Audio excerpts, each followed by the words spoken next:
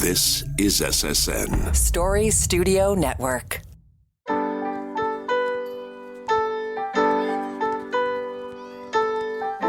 Hi, my name is Pamela Fuselli, and I'm the host of Popping the Bubble Wrap.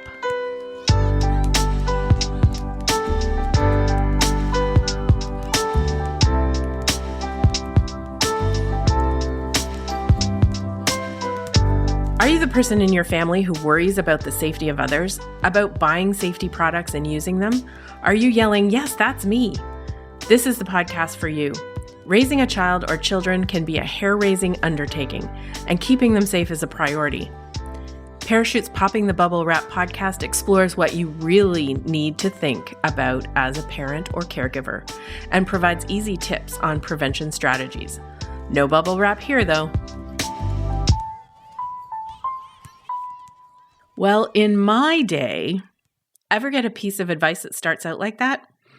Feel pressured to follow what your mom tells you, even if you've read or heard new information? As we learn more about how injuries happen, we apply that learning and make changes to the best practices we recommend.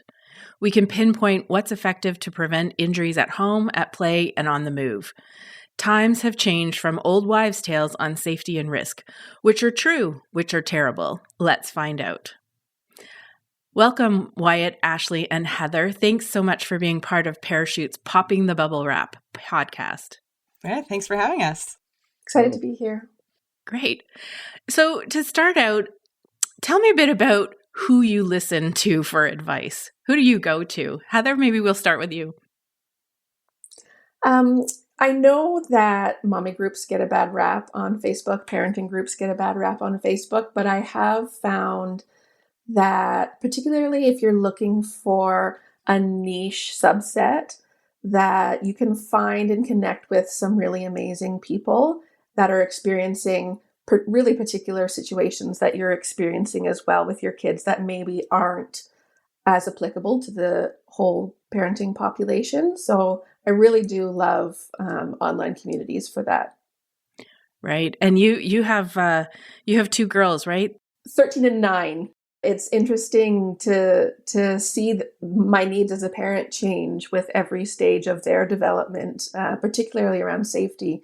It's really wild, all of the different stages that we go through. Mm-hmm. That's absolutely true, especially, and you've seen many of them, and you still have a few to go. Wyatt, maybe you can tell us a little bit about who do you go to advice? Do you and your friends talk about injury prevention or safety of your kids? I know you have a young little one, 2-year-old, right? Yes, yeah, I have a young 2-year-old son of my March 2020 baby, so that was fun. We tend to go to, my wife and I are big readers, so I would actually say we went to a lot of books. Our parents provide a lot of support, but they actually haven't been ones to give to overstep in terms of the advice. They've been very much approachable when we've wanted it, and they back off when we don't. Friends at work, definitely safety aspects have come up in terms of that. Other dads.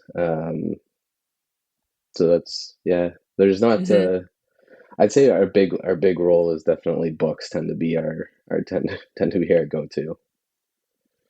That's interesting. That you've gone to books and nice to hear that your parents have kind of stepped in when you've invited them to, but not been putting their much of their experiences maybe on today's situations. Ashley, can you talk to us a little bit about where do you go to advice? Do you go to mommy groups and books and friends? I go everywhere. And honestly, it depends on what the advice is for, but I want to poll everybody and then figure out what'll work best for me within that. And with that, really I go to friends first, my siblings. I'll ask my parents too, but again, it depends what it is, because there might be some out of touchness there, or just not quite getting what I'm talking about. But I also, I work as a birth, baby, and sleep specialist. So in some ways I have to do that research myself to make sure that, because people are coming to me sometimes for that safety advice. So that's why I say I go everywhere for it, wherever I can find. Yeah, when you're looking for that kind of advice, I mean, is it a Google search? Like, how do you decide what are sources of credible information? Yeah, well, that's where I say I kind of will look everywhere and decide for myself if I think it's credible or not. Luckily, I do have a strong enough background in research so that I could pick out some things. But I would say, again, depending what it is, I will Google for sure, just a straight up Google. I'll go to Health Canada.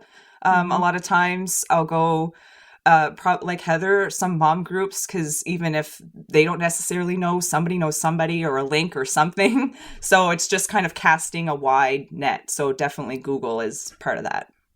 Yep, that's what did we do before Google? Right. Like injuries, as I said, can happen, and you've sort of done, given some examples, but they can happen in and around your home, especially for younger kids, because this is where they spend most of their time. And it's in an environment that's built for adults. When you get down on the floor and you look around your house, and see how your young child would look at the world. Is there a particular injury you're most worried about? And Wyatt, you have quite a young son, so maybe I'll start with you. What do you worry about as he's growing and developing? Honestly, I can't say that I've been concerned about a particular injury. Car safety was a big one for me, being outside, helmets and stuff like that as he's gotten older and turned into quite the daredevil on his balance bike and scooter. But in terms around the house, it might sound a little crazy, but actually when he started walking, which he started doing at 9 months, I actually sat down on the floor and did just that and saw what his world looked like. And we tried to actually make it a little interesting as well as safe, focused on what was around it. And we actually put up some pictures that he could look at that level and to distract him from the unsafe things as well. It's a really different perspective, isn't it? when you get down to that level and you take a look at the environment, that pot handle that's sticking out over the stove or a cord or something like that, and you know that they explore their environment by grabbing those things, touching, tasting, all those good sensory modes that they explore their environment. So that's great, and I love the idea that you're not just looking for risks that or hazards that they in the environment, but you're actually looking to make it more interesting for him. That's great. Heather, that's it's you've got some older kids. What are you worried about in terms of injuries for your kids? Well, like Wyatt, when my kids were really young, I had precocious climbers too. They were walking and climbing when they were, 9 months old. And so our big thing was trying to give them safe outlets for exploring that kind of climbing, putting a mountain of cushions on the ground and, letting them go all over it.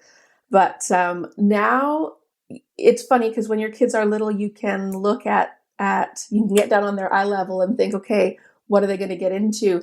But when they're older, you can't get into their mind quite as easily because it's not just what do I see.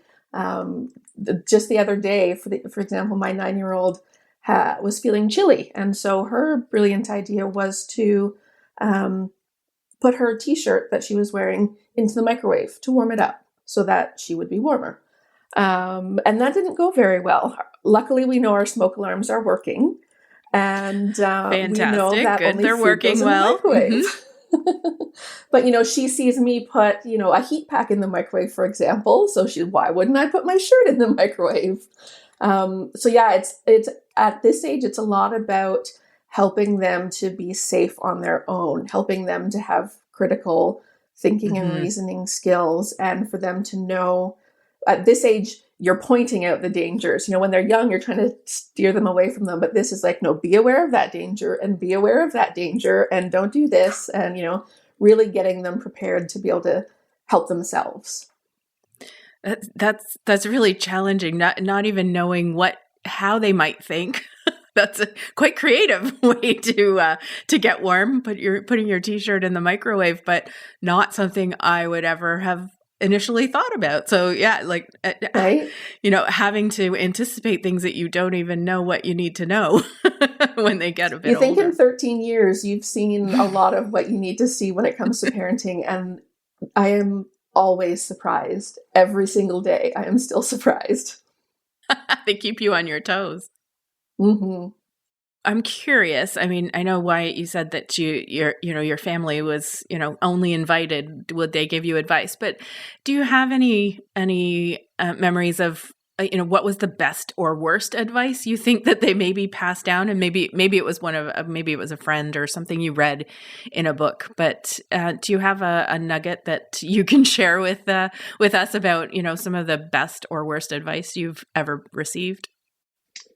The worst advice, honestly, I can't come up with a Mm-hmm. whole lot. I don't That's know if great. my wife and I were just really good at tuning it out, or and I just can't come up with it. Really, I think what we came up with was just our parents didn't impart anything but they would ask us curiously about what the new stuff was. Like, it's been over 30 years now since they had children our son's age, so they might make comments like, oh, like, you're going to turn him around forward facing soon, when he was a year. It's like, no, we're going to max out the seat, so we're hoping for a 3.5, 4. And they're like, oh, well, why would you Right. do that? And it's like, oh, it's safer for them to do that. And they're like, oh, that makes a lot of sense. Seats didn't have that ability back when you guys were young. So, like, they were very receptive to stuff like that. Even if they didn't understand, they wanted to know why. So we were pretty fortunate that way. Very, yeah. That's really interesting. So the car seats would be one. Was safe sleep one of the other ones? How you the advice previously was in previous decades was put them on their tummy, and now it's back to sleep. Was that one of the issues that you talked about as well? It was a question again, because my mother-in-law commented that my wife would only sleep on her front.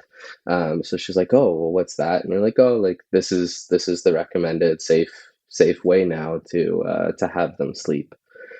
So it's never been like, "Oh, well, our way, made sense and your way doesn't." It's always been very well received. We've been lucky. I know our friends haven't been so lucky. Oh, so you've had friends that have shared different kinds of interactions? Well, yeah, with their parents, they've gotten the like, well, back in our day, like, how did any of you survive? They get defensive as opposed to curious, I think, is what ends up happening there a lot of the time. Yeah, we often hear, well, it was good enough for you. Why isn't it good enough for your kids, that kind of thing. Heather, have you what's kind of the best or worst advice you've received over the years? It's funny. I think that my husband and I are a little bit actually more relaxed as parents than either of our parents were. So they're likely to be more concerned about things, and we're like, Oh, interesting. no, it's okay. I think that we can let them do XYZ, and support them in this more laid back way that we're observing, we're ready to help, but we don't feel the need to jump in just yet. So we're a bit less helicopter parenting style than a lot of people around us, actually. I wonder if that's a sign to me. But yeah, so we were actually like, no, our parents are more worried about our kids, and we're like, I think they're good. They've done this before, they've got it. And what's been their reaction? Have they been like, "Oh, okay, I can see where you're coming from," or are they still concerned? Lovingly concerned, that kind of just like, I'm really nervous that something's going to happen, but not in a shaming kind of way. Thankfully, Yeah. we get great support too. Oh, that's good.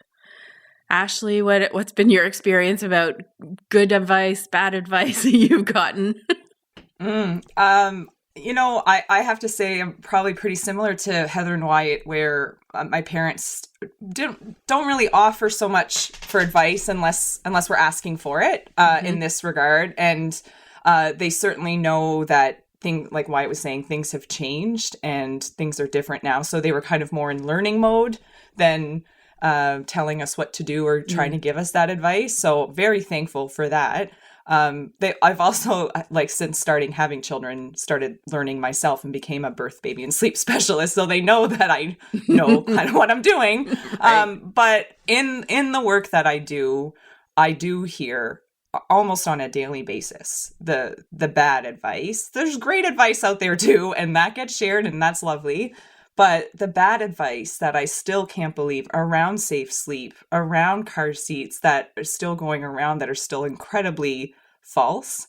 And so I'm always trying to make it my mission to get those messages out there, because I think there is still a lot of bad advice. And the families that I work with, they'll sometimes share with me that, how do I, everything that you're telling me and I feel is right as well when it comes to, say, safe sleep, for instance, but what do I do when my parents are over, or if when I need them to babysit and they don't do what I say they should do, and that causes them some anxiety and not wanting to leave the baby with them. So that's where I think it can get pretty detrimental to the relationship and just to a parent, especially a new parent, just trying to figure things out, is when there is that shaming, or like, oh, well, you're just not doing it right. That's why they're not sleeping, or that's why they're what have you. Yeah, and so it sounds like there's lots of experiences that aren't as positive as the three of you have had with your family and friends. So it's really important that we get this kind of information out, that there is, when we know better, we can do better, and things change over time. And as they change, we need to make those updates to the things that we do for our kids. So thank you so much, all three of you, for joining me today. It's been really interesting learning about your experiences in advice and child development, and your experience with your families. And I think that all the listeners will learn a lot from the positive experiences you have had. So thanks so much for joining us today. Thanks. It was great. Thanks for having me. Thank you. Want to learn more about safe sleep practices? Check out parachute.ca/safe sleep. That's parachute.ca/safe sleep.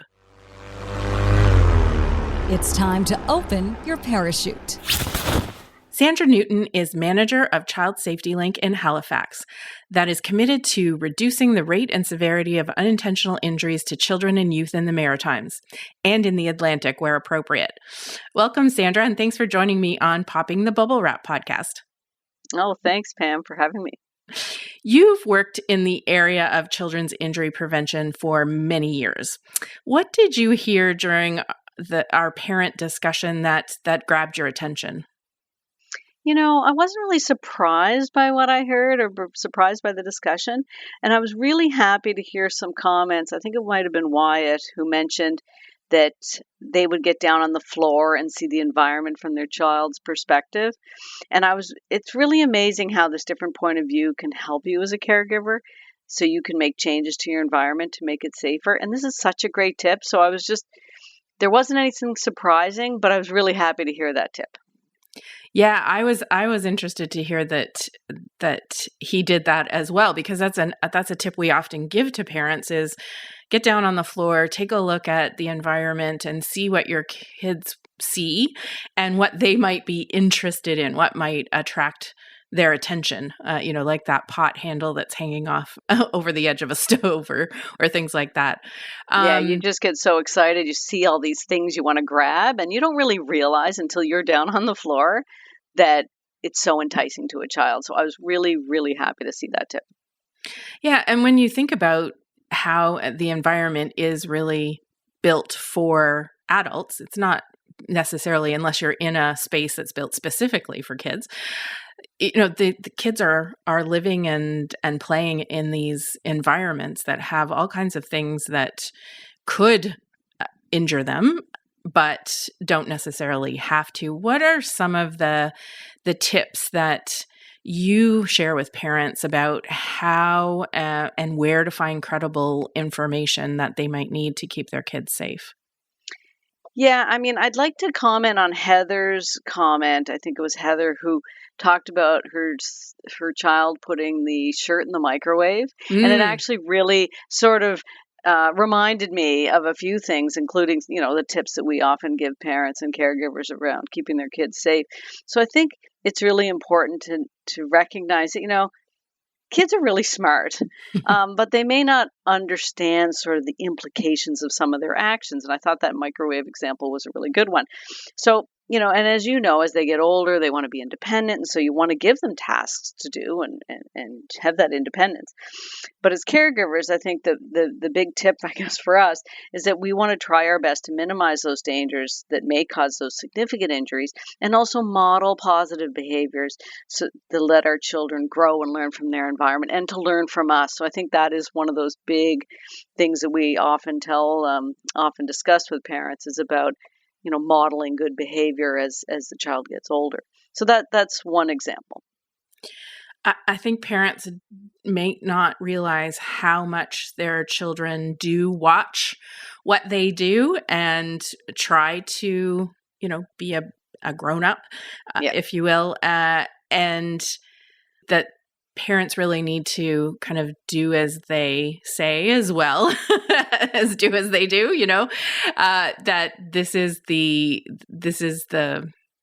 way that kids develop is by watching what even their older siblings might be doing, and that can get young kids into trouble with some products and things like small pieces and Well, you mentioned earlier the pot handles. It's actually a really good example because my mother always put the pot handles in the back, and I never understood why. But then when I was cooking more, I always did it. I always just did it automatically. And then I realized one day I asked her, well, why do we do that? And she explained. And then I was like, oh, of course. I just hadn't thought of it. But I was modeling her behavior because that's how mom did it. That's how my parent did it. So. Yeah. And you talk a lot to parents.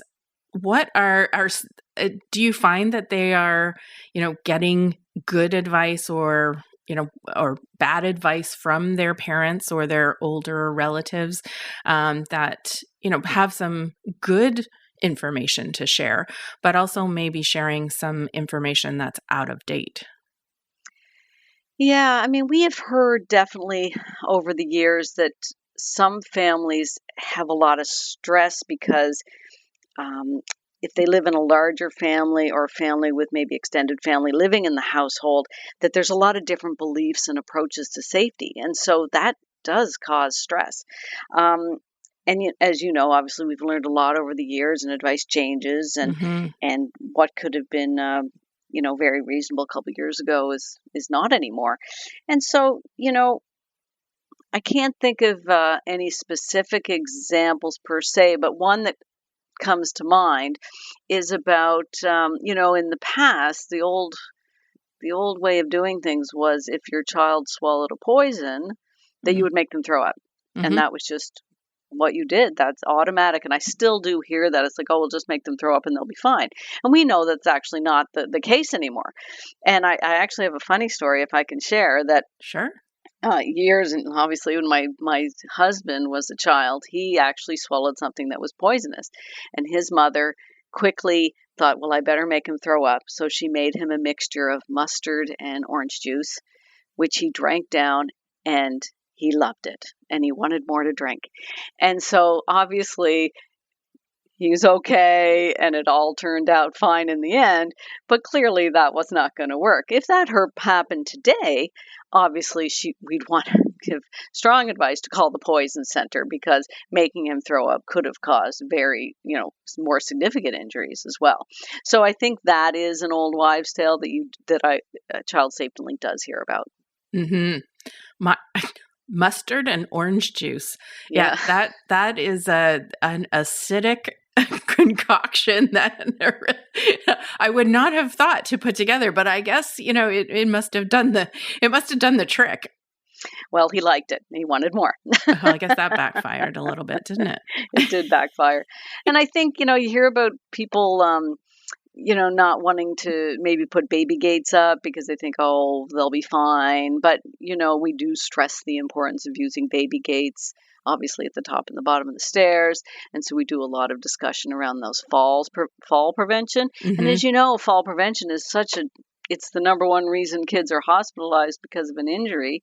And yet when we talk about fall prevention, sometimes parents sort of think, well, children fall, we can't prevent all falls. But, in our world, we want to make sure we're stopping those serious falls, obviously the falls down the stairs, the fall from really significant heights. So we do talk a bit about fall prevention, but sometimes that's a hard one for some caregivers to sort of get their heads wrapped around. And what about the concept of bubble wrapping? Parenting has changed over the years, as well as the advice that parents are being given. The urge to bubble wrap your child to keep them from all injuries is probably very strong, especially with your first child, and not having the experience of a child growing up and being able to survive those bumps and bruises of normal child development. We often get called bubble wrappers as injury prevention specialists. What has been your conversation or your experience with parents about that concept? Are they just really focused on preventing injuries, or are they trying to take a bit of a balanced approach? Yeah, I think we hear a bit of both. We hear some parents who definitely want to know all the rules so they can, what is the exact age for something for a child to do. And as you know, all children are different, all different stages, different ages. And so there's no rule book for exactly at age this, you can do that, you can do X. And so we do have some caregivers that really just want to know what the rules are. And then we have others that are like, well, in my day, I didn't do that and I was fine. I turned out great. So there's that balance. So we do talk about a balance. We've changed our language a little bit at Child Safety Link. We do say, instead of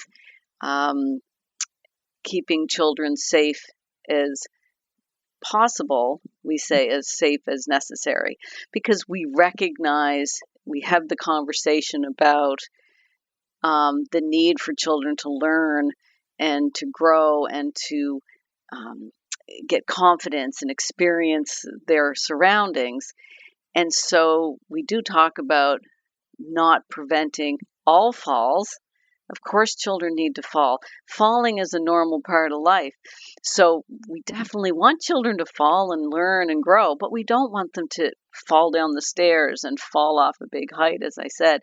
And so it's that conversation with parents. Sometimes they won't believe you and they think, well, my child's different, my child's smart, they're not going to get into that trouble. But all children want to explore. You want your child to explore. You want them to be curious.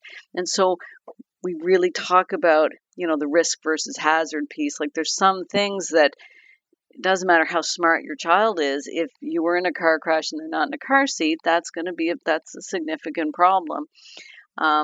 So we do have lots of conversations around that. Well, thanks for joining me today. I think the parents who participated and those who are listening are going to learn quite a bit, and especially that balance and maybe a bit of a permission to let their kids take some risks, but not experience the hazards that will cause those serious injuries. And I think your statement around being as safe as possible, not as safe as necessary, or as safe as necessary, not as safe as possible. We don't need to bubble wrap our kids, but it's really important. You obviously want your kids to explore, but don't let them have access to poisons. That's very clear. Let them run around, but have a gate to prevent them from falling down the stairs. So those are sort of those, obvious sort of things that people can do if they've thought about it. Great. Well, thanks so much for joining me today. Thanks so much.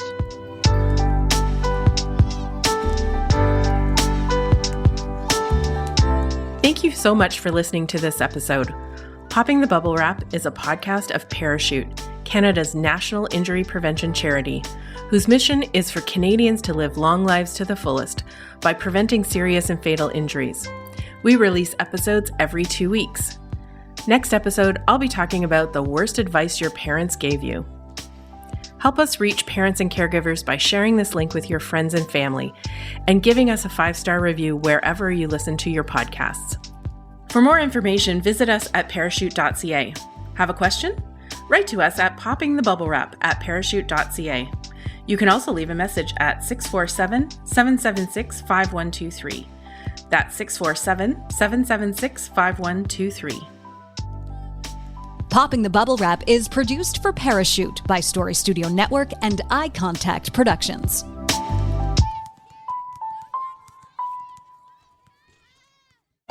This is Story Studio Network.